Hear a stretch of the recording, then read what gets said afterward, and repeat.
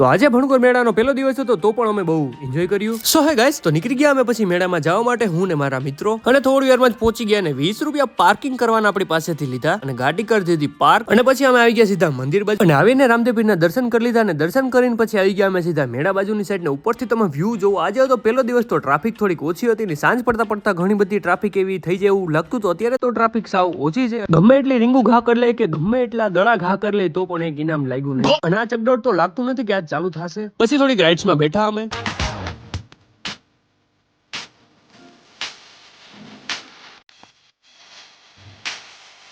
कि ये साला कर क्या रहा है? मेरे का क्या कहता था? क्या हो तुम? आज हम कहते तू क्या है बे? हमें સાંજ પડતા પડતા ઘણી બધી ટ્રાફિક થઈ ગઈ ને મેળો પણ આખો ફૂલ થઈ ગયો એવું લાગતું હતું. થોડી વારમાં જ થઈ ગઈ હતી સાંજ અને પછી અમે પણ રખડી મેળામાંથી થાક્યા ને પછી નીકળી ગયા ઘર જવા માટે. આજના વ્લોગમાં એટલું જ. મળું તમને હું નેક્સ્ટ વ્લોગમાં. Tata bye bye.